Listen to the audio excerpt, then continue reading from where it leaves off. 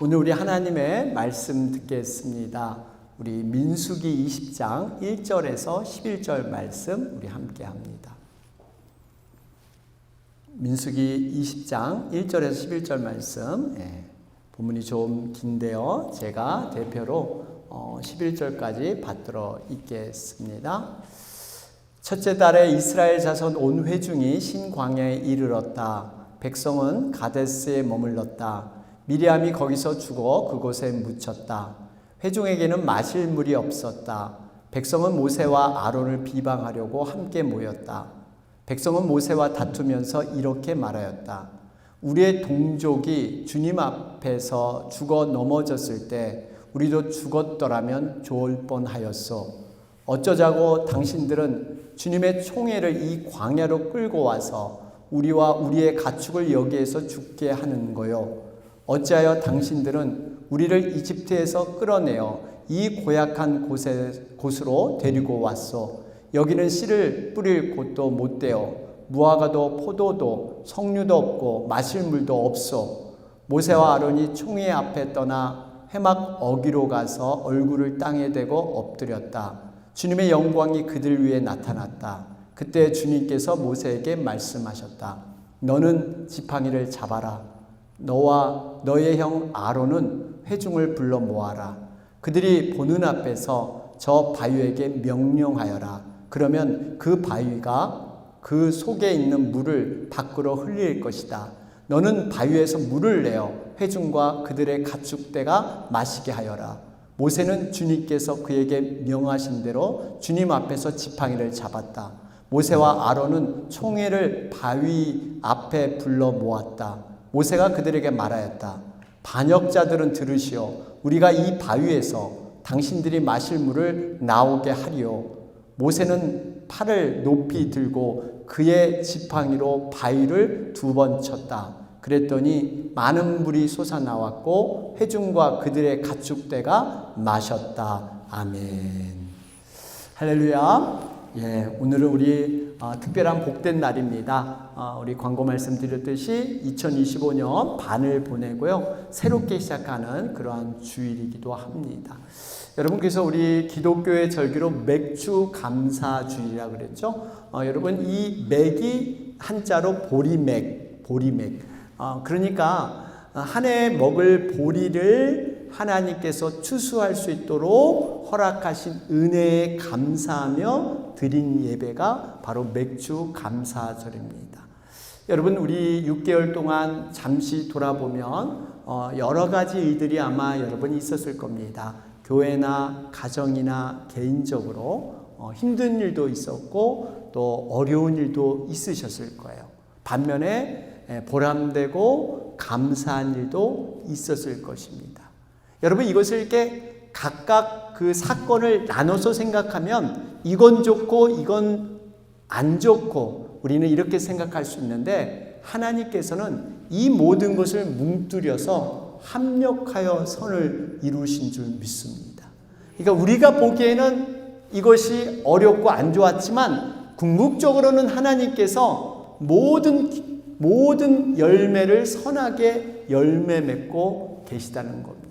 우리는 그 하나님의 선하심을 믿기 때문에 큰 그림을 바라보기 때문에 그러한 작은 것에 걸려 넘어지지 않도록 그래서 우리가 여러분 감사로 매듭짓고 새로운 하반기를 또 감사로 출발하는 의미가 바로 오늘 맥주 감사주일인 것입니다. 여러분 우리 감사라는 거 배웠죠? 우리 지난 시간에 감사는 어떤 좋은 결과, 좋은 일 때문에 하는 것이 감사가 아니라 그랬어요. 감사는 뭐예요? 선택이에요. 선택. 내가 무엇을 바라보고 무슨 생각을 가지고 무슨 기준으로 선택하는가에 따라서 분명히 감사가 판이하게 달라질 수 있다는 것입니다. 여러분 우리는 어떤 사건을 만나고 어떤 상황을 딱 대하게 되면 수많은 생각들이 우리 머릿속에 들어옵니다. 그 수많은 생각 가운데 내가 무엇을 선택할 것이냐, 내가 무엇을 따라야 될 것이냐, 이 과정이 바로 감사에 포함되어 있습니다. 그래서 우리 데살로니가 5장 말씀을 통해서 하나님의 뜻이 무언가를 명확히 배웠죠. 항상 기뻐하고 끊임없이 기도하고 모든 일에 감사하는 것. 이것이 그리스도 안에서 우리에게 향하신 하나님의 뜻이니라. 여러분, 이 세 가지가 하나님의 뜻인데 이 모든 일에 감사한다는 것은 give thanks for all things. 그러니까 모든 결과 때문에, 모든 주어진 결과 때문에 감사하는 게 아니라 그랬어요. 뭐 때문에? 상황 때문에. 상황 때문에. 우리가 결과 때문에 감사하는 게 아니라 그 상황 속에서 감사를 찾아내는 게 감사입니다. 그래서 제가 교통사고 얘기를 드렸죠. 여러분, 교통사고를 예기치 않게 내가 교통사고를 냈습니다.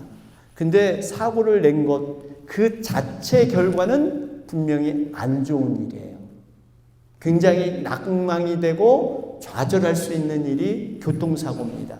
그런데 생각을 바꿔보니까 이렇게 큰 사고임에도 불구하고 내가 별로 다치지 않았고 상대방도 별로 다치지 않았고 차도 크게 파손되지 않았고 좋은 분들을 만나서 보험 처리도 잘 되었어요. 여러분, 아무리 어려운 상황 속에서도 우리가 눈을 돌려서 감사를 찾으면 반드시 그 속에는 감사가 있는 줄 믿습니다. 바로 이런 상황 속에서 감사라는 거지, 모든 결과가 다 좋아서, 모든 결과가 다 자기에게 유익해서 그때만 감사하라, 이게 아니에요. 상황 속에서 여러분 감사를 찾으시길 바랍니다. 그래서 감사하는 마음에는요, 사탄이 씨앗을 뿌릴 수 없대요. 사탄 마귀는 우는 사자와 같이 여러분 두루 먹을 것을 열심히 찾아다닙니다. 그런데 감사하는 자에게는 얼씬도 하지 못하는. 왜 그렇습니까? 감사가 하늘의 축복을 여는 열쇠이기 때문에 그 감사 속에는 하나님의 임재가 있고 하나님의 동행이 있기 때문에 사탄이 얼씬하지 못하는 줄 믿습니다. 그래서 여러분, 이 감사를 통해서 우리가 복의 그릇이 돼야 되고 그 복을 통해서 하나님은 복을 내리신다. 만고불변의 원칙, 특별히 이 땅에서는 여러 가지 부정이 있고 여러 가지 공정하지 못한 모습이 있지만 여러분, 만고불변의 원칙, 영적인 원리의 하나의 기준이 심은 대로 거둔다는 거예요. 심은 대로 거둔다. 여러분, 이거는 세상에서는 이게 형성될 수 없어요. 세상은 부조리가 많기 때문에. 그런데 하나님 나라에서는 심은 대로 거둘 줄 믿습니다. 많이 심은 자는 많이 거둘 것이고 적게 심은 자는 적게 거둔다. 콩 심은 데 뭐 나요? 콩 나요. 팥 심은 데 단팥빵 나요. 팥이 나. 팥. 여러분, 이 의미, 우리가 적은 것이라도 감사를 심으면 그 감사를 통해서 하나님께 영광 돌리면 하나님께서는 더 큰 감사로 우리에게 돌려줄 줄로 믿습니다.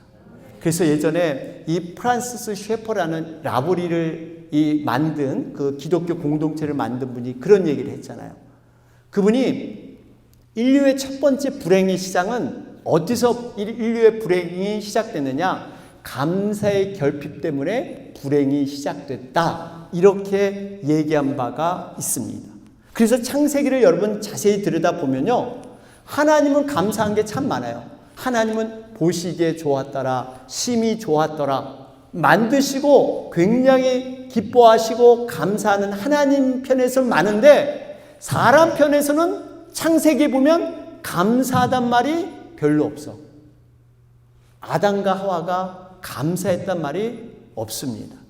여러분, 그러면서 이 아담과 하와는 하나님이 주신 놀라운 그러한 풍요와 안전 이런 것을 누리고 살았지만 감사하지 못하고 살았어요.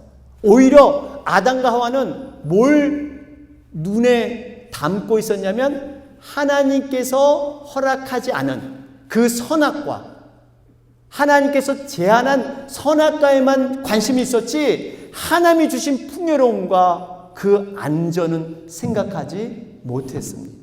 어떻게 보면 우리들의 모습과도 굉장히 흡사합니다. 우리들 어때요?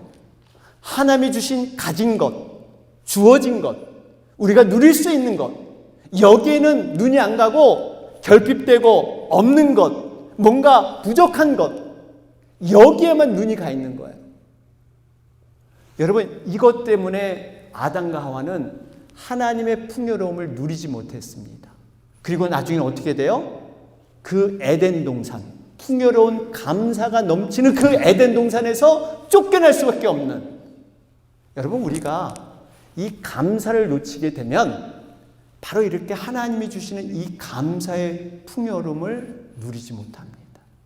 쫓겨나는. 그래서 그 상징적인 얘기가 바로 그 얘기예요. 아담과 하와가 에덴 동산에서 쫓겨났던 의미는 감사를 모르는 사람은 이제 감사 없게 하나님이 만들어 버리시는 거예요.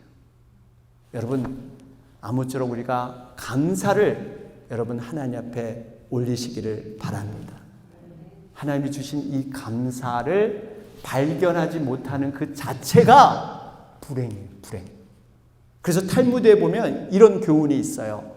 감사를 모르는 자에게 하나님께서는 특별하게 벌을 내리지 않으시는데, 이유는 감사를 모르는 자는 이미 불행이라는 벌에 스스로 갇혀있기 때문이다. 이런 얘기를 해요.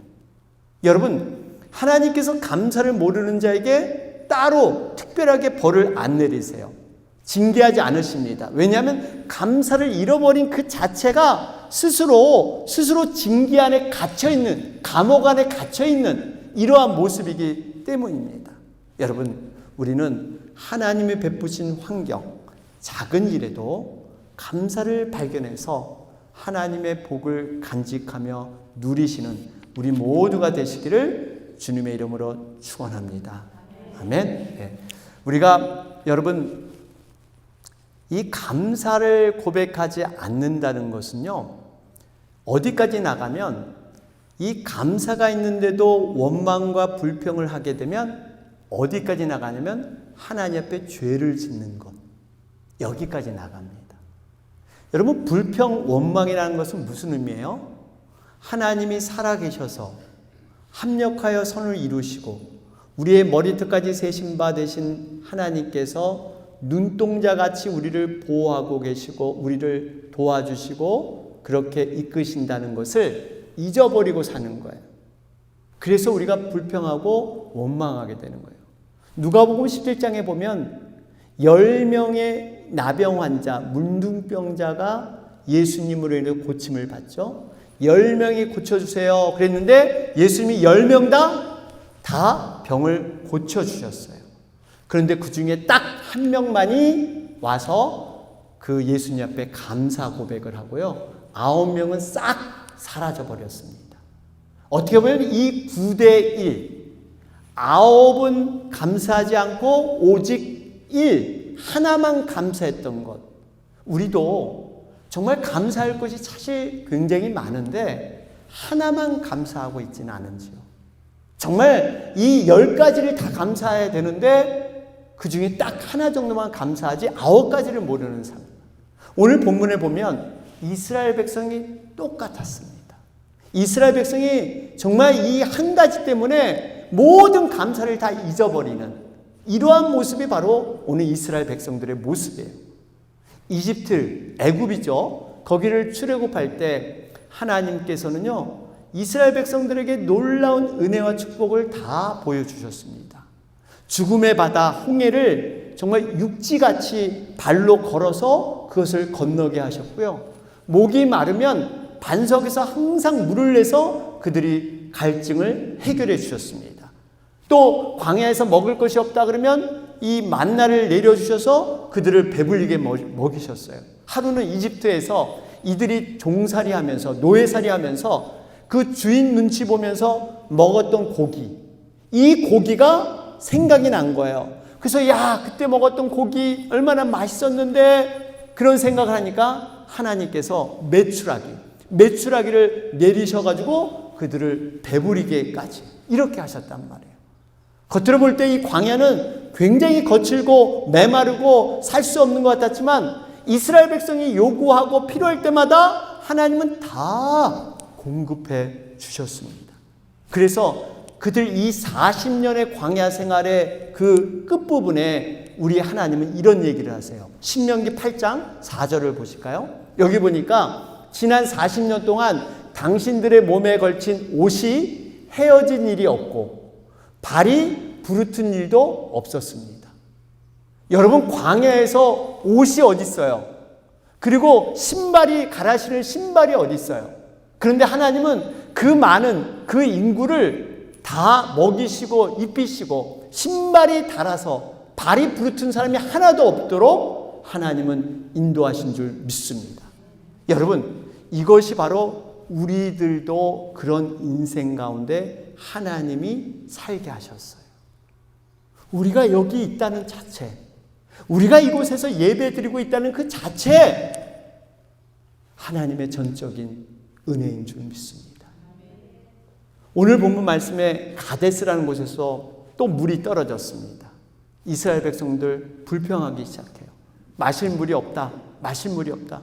그러면서 모세와 아론 앞에 몰려가가지고 항의하고 불평을 늘어놓기 시작합니다. 이 불평이 얼마나 컸던지 3절에 보면 뭐라고 나오면 백성은 모세와 다투면서 말하였다 그랬어요. 모세와 다툴 정도로 그렇게 말하였다. 그러니까 이 이스라엘 백성들은 고함을 지르고 욕설을 하고 정말 모세를 공격하기 시작을 했습니다. 여러분, 그런데 모세는 어떤 자입니까? 하나님께서 신이 뽑아서 세운 영적인 리더예요. 영적인 목자입니다. 그런데 이 모세와 다투었다, 이 다투었다는 것을 성경은 어떻게 표현하고 있느냐? 이 모세와 다툰 것을 성경은 하나님과 다투었다, 이렇게 표현하고 있어요. 오늘 본문에 직접 나오지 않았지만 그 뒤에 보면 민수기 20장 13절을 볼까요? 여기 보니까 여기에서 이스라엘 자손이 주님과 다투었으므로 이것이 바로 무리바 셈이다. 주님께서 그들 가운데서 거룩함을 나타내 보이셨다. 여러분, 다투는 건 모세와 다퉜는데 이스라엘 자손이 주님과 다투었대요. 주님과 다투었다. 여러분, 그것을 무리바 셈이라고 칭한 이유가 이스라엘 자손이 주님과 다투었기 때문에. 여러분, 이 모세를 공격하는 것은 결국 하나님에 대한 배반이었어요. 하나님을 공격하는 것이었습니다. 그런데 이스라엘 백성이 모세와 하나님께 쏟아 놓은 그 불평의 내용이 뭘까? 여러분, 불평의 내용이 뭡니까? 쉽게 말해 물이 없다. 갈증이 난다. 왜 물을 여기다 없게 만드느냐? 여러분, 이들이 지금 물이 없다는 것은 사실 얼마나 그 전에도 수많은 이런 경우가 있었어요. 여러분, 얼마나 하나님께서 수없이 목마르다 할 때 반석에서 물을 내서 이들에게 공급한지 모릅니다. 그런데 그 은혜는 까마득해 잊어버리고 똑같은 어려움이 오면 또 불평하고 또 원망하는, 정말 참으로 해도 너무하는 이 집단적인 불평, 이런 불평. 여러분, 이 불평을 모세와 아론은 어떻게 받았을까요? 정말 이 모세 입장을 봐도 해도 너무한다. 언제까지 이렇게 해도 또 믿음 없이 그들은 불평하고 원망하는, 악순환 되는 그들의 모습을 볼 때 여러분, 모세는 얼마나 마음이 상하고 답답했을까요? 이 답답함을 모세와 아론은 어떻게 풀어 그것을 이끌고 있습니까? 6절을 보세요. 6절을 보니까 모세와 아론이 총회 앞에 떠나 회막 어기로 가서 얼굴에 땅에 대고 엎드렸다. 주님의 영광이 그들 위에 나타난다. 여러분, 회막 어기라는 것은 지금으로 말하면 교회예요, 교회. 교회 가서 얼굴을 땅에 대고 뭐 했어요? 엎드렸어요. 뭐 했어요? 기도한 줄 믿습니다. 기도했다는 거예요. 기도했다는 거예요. 그러니까 이 총회 앞을 떠나, 이 총회라는 건 이스라엘 백성들의 모임을 뜻하거든요. 어떤 집단, 무리. 그러니까 이스라엘 백성들의 무리를 떠나서 교회에 가서 땅을 대고 기도하는 바로 모세와 아론. 여러분, 우리도 인생을 살아갈 때요, 가끔씩은 때로는 모세와 아론처럼 이런 경우를 맞이할 때가 있습니다. 모세와 아론은 어떤 대화로 대화가 안 돼요. 이 상황을 설명하라 그래도 설명이 안 되는 꼬이는 상황. 여러분 그런 경우가 있죠. 그런 경우가 있을 거예요.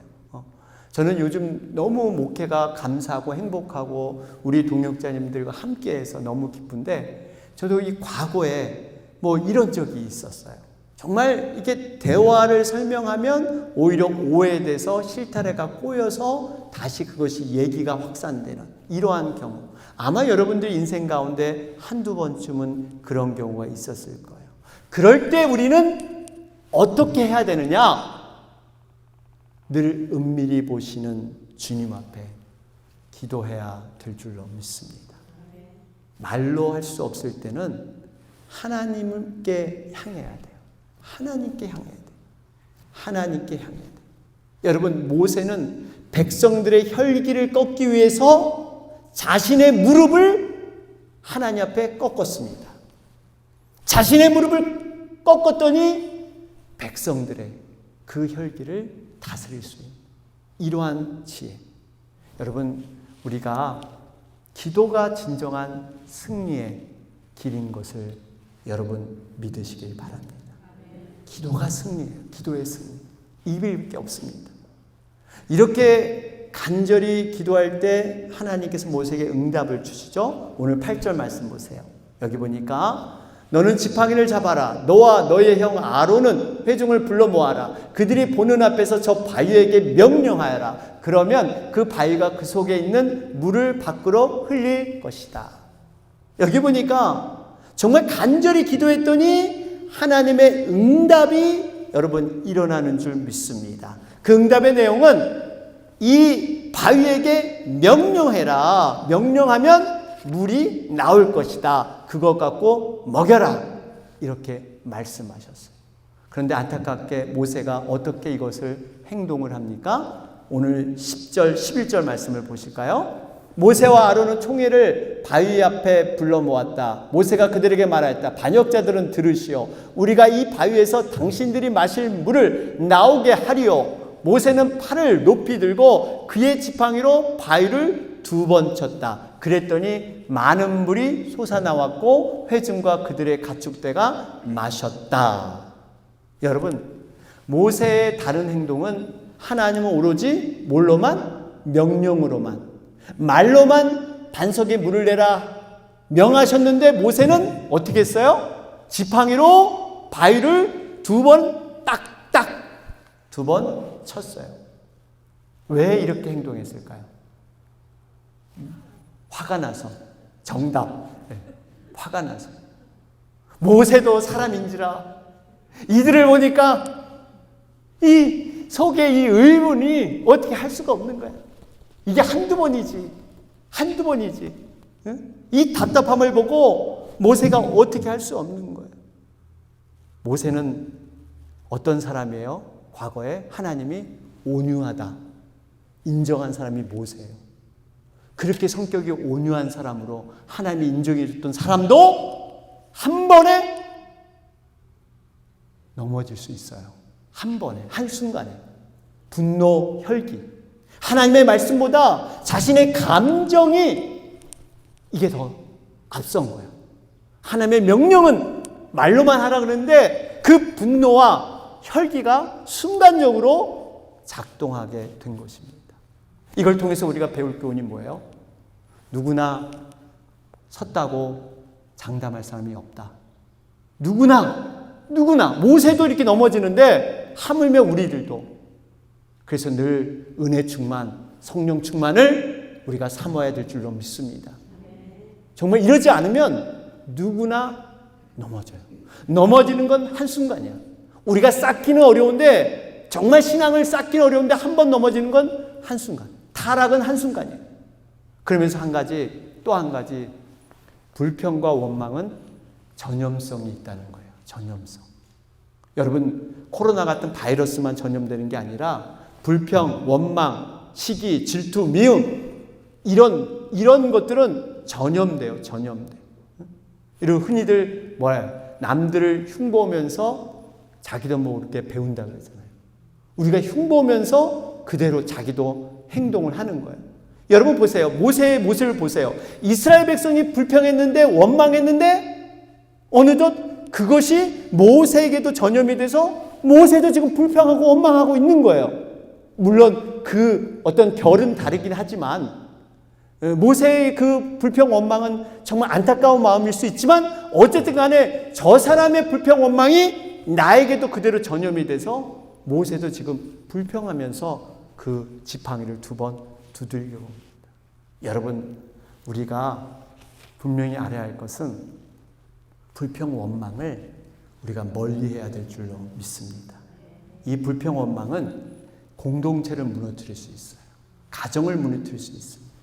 그래서 우리가 늘 하나님의 여러 가지 생각 중에 하나님의 뜻을 붙잡는 연습, 이것이 신앙인 줄로 믿습니다.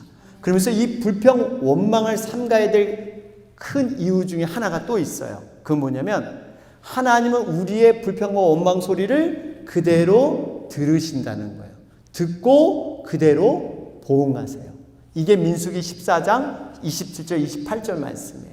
여기 보니까 나를 원망하는 이 악한 회중이 언제까지 그럴 것이냐. 나를 원망하는 이스라엘 자손의 원망을 내가 들었다. 너는 그들에게 이렇게 말하여라. 나 주의 말이다. 내가 나의 삶을 두고 맹세한다. 너희가 나의 귀에 들리도록 말한 그대로 내가 반드시 너희에게 하겠다.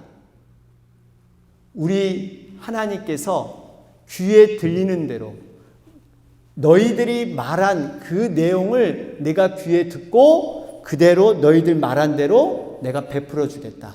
그대로 보응하겠다. 이렇게 말씀하세요. 이스라엘 백성들은 껐하면 뭐라고 그랬어요? 매장지가 없어서 우리를 여기서 광야에서 죽이려고 하느냐? 차라리 광야에서 죽는 것이 낫겠다. 우리가 어떻게 가나안 땅에 들어가? 그건 절대 있을 수 없어. 그 말이 그대로 이루어졌어요. 그들이 정말 이 가나안 땅, 약속 땅에 들어가지 못하고 광야에서 매장지로 그대로 죽게 되잖아요. 그들이 내뱉은 말이 그대로 나오는 거예요. 예전에 이 나우만이라는 사람이 생활의 지혜에 이런 글을 썼습니다. 여러분 잘 들어보세요. 요즘 어떻게 지내시냐고 누가 당신에게 묻거든 당신의 어려움을 하소연하거나 불평하지 마십시오. 만일 당신이 요즘 형편없는데요, 죽겠는데요, 마지못해 삽니다, 이렇게 대답한다면 하나님께서는 이게 좋지 않다고, 죽겠다고, 그러면 정말 좋지 않은 것이 어떤 건지 보여주지 하면서 하나님께서 보응하실 것입니다. 또 다른 사람이 당신에게 묻습니다. 요즘 어떻게 지내냐고 이렇게 묻거든 당신이 비록 어려움에 처해 있더라도 나름대로 감사하며 살고 있습니다. 이렇게 대답하십시오. 그러면 하나님은 이런 나쁜 상태에서도 감사하다고? 그렇다면 정말 감사한 것이, 좋은 것이 무엇인지 보여주겠다. 그러면서 하나님은 정말 좋은 것, 감사한 것을 내려주신대요. 이게 생활의 지혜라고 합니다. 여러분 어떻게 생각하십니까? 우리가 잠시 언어의 중요성을 생각해 보게 되죠. 언어를 어떻게 사용하느냐에 따라서 우리의 인생의 방향이 달라집니다. 여러분 언어에는 힘과 능력이 들어 있습니다. 움직일 수 있는 그러한 이 끈이 언어 속에 들어 있어요. 여러분 언어와 감사는 굉장히 깊은 관계가 있는 걸 아세요? 감사는 어떤 사건과 상황을 만났을 때 내 생각을, 좋은 생각, 긍정적인 생각을 붙잡는 것, 이것을 이렇게 찾아가는 것이 감사의 출발인데, 이 생각을 가려내고 정리하고 붙잡는데 쓰이는 것이 언어입니다. 그러니까 우리가 때로는 생각이 정리되지 않을 때, 내 머리가 복잡할 때 소리 나는 언어로 정리해 보는 것이 필요합니다. 언어로 표현할 때요, 이제 생각이 정리되기 시작합니다. 여러분 사람의 갈등 관계에서도 우리가 대화를 통해서 정리하고 있지 않습니까? 만일 이 생각 저 생각이 안 될 때는 언어를 한번 여러분 사용해 보세요. 언어를 사용하는 대표적인 것이 바로 기도입니다. 기도예요.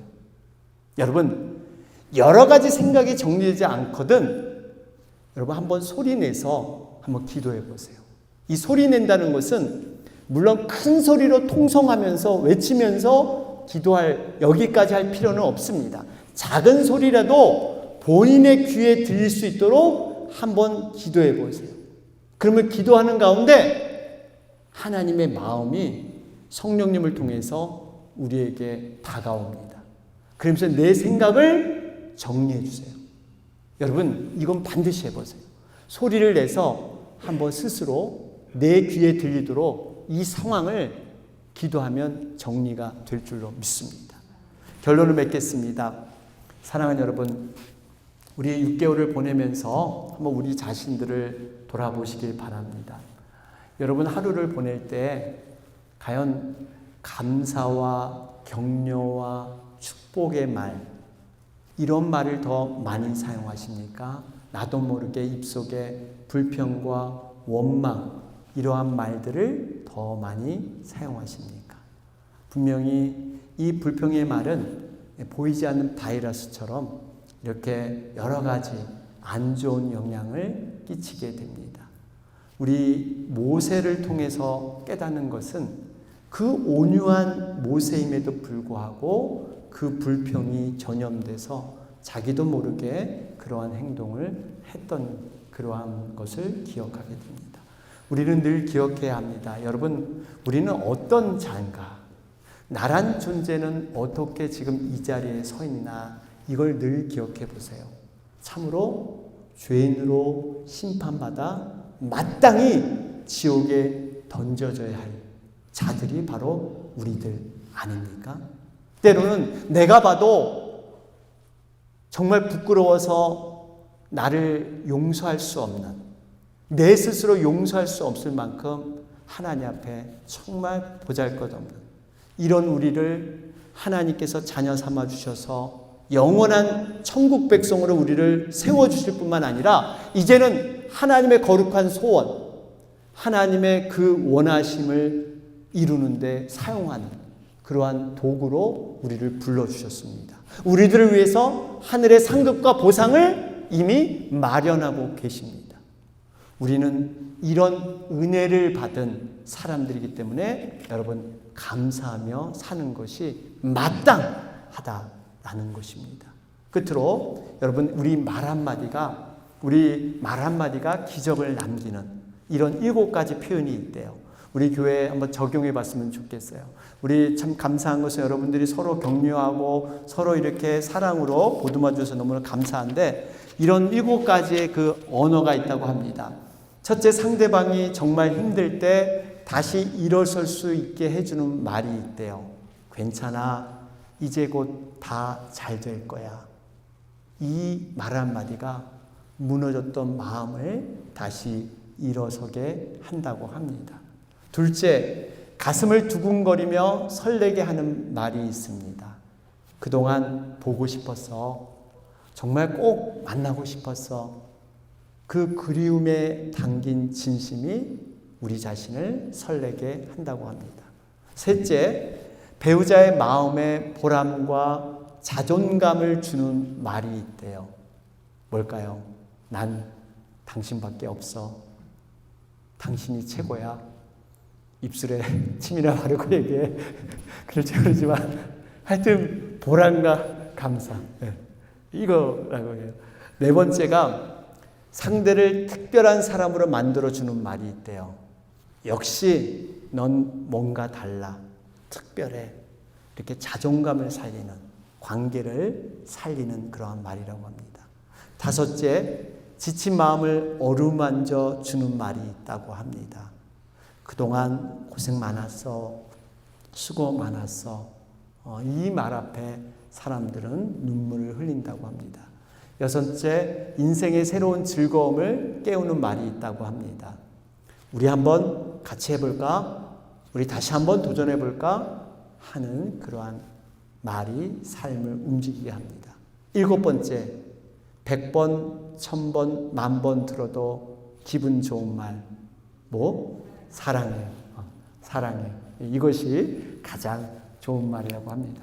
우리가 앞으로 정말 우리 간에 서로 이런 아름다운 말, 서로를 세워주는 격려의 말로 우리 공동체를 더욱 하나님이 기뻐하는 공동체, 밝은 공동체로 세우는 여러분과 제가 되길 주님의 이름으로 축원합니다. 아멘.